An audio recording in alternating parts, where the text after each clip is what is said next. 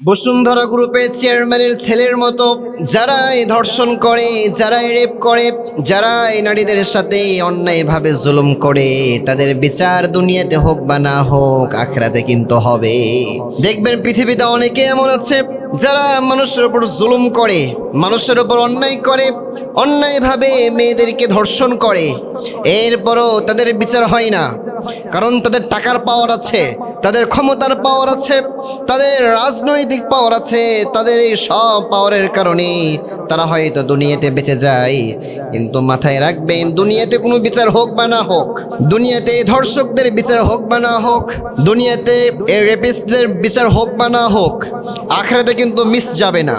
আবার খেয়াল করবেন, এই পৃথিবীতে যারা এই সমস্ত বদমাশদের বিরুদ্ধে, এই সমস্ত ধর্ষকদের বিরুদ্ধে কথা বলে, তাদের পিছনে বিভিন্ন মিডিয়াকে লেলিয়ে দেওয়া হয়, বিভিন্নভাবে তাদেরকে খুন করা হয়, তাদেরকে গুম করা হয়, বিভিন্নভাবে তাদেরকে অন্যায়ভাবে শাস্তি দেওয়া হয়। আসলে নাই, আল্লাহ তাআলা নিজেও বলছেন, ইন্নাল্লাহা ইয়ামুরু বিল আদলি ওয়াল ইহসানি ওয়া ইতাই যিল কুরবা ওয়া ইয়ানহা আনিল ফাহশাই ওয়াল মুনকার।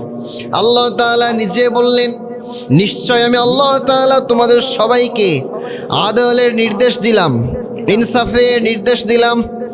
তোমরা কেউ দেখবা না কে টাকাওয়ালা, কে দিন মজুর, কে চাকরিজীবী, আর কে মুচি, কে গরিব, কে ধনী, এগুলো দেখবা না। যেখানে দেখবা অন্যায়, যেখানে দেখবা ব্যভিচার, সেই জায়গায় তোমরা বিচার করবা, কারণ এটা হচ্ছে আমার গুণ।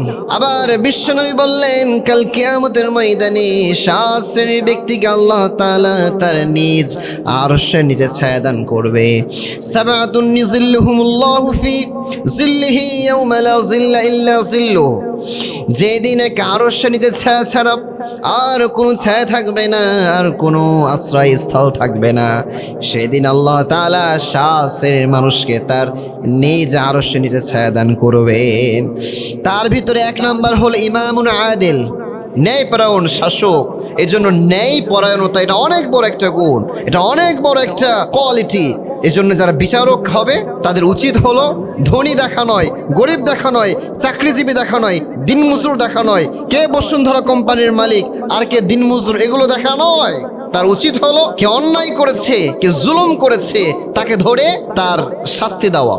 এই জন্য বলবো, যদিও বা তারা আজকে পৃথিবীতে টাকার কারণে, ক্ষমতার কারণে বিভিন্ন দিক থেকে ছাড় পেয়ে যায়, কিন্তু মাথায় রাখবেন, এই দিন দিন নয়, আরও দিন আছে। সেই দিন কিন্তু বাঁচার মতো কোনো উপায় থাকবে না। আল্লাহ তাআলা প্রত্যেকটা মাজলুম ব্যক্তিকে, প্রত্যেকটা অত্যাচারিত ব্যক্তিকে আল্লাহ তাআলা তাদের ন্যায় বিচার পাওয়ার তৌফিক দান করুন। সকলে পড়ছি আমিন।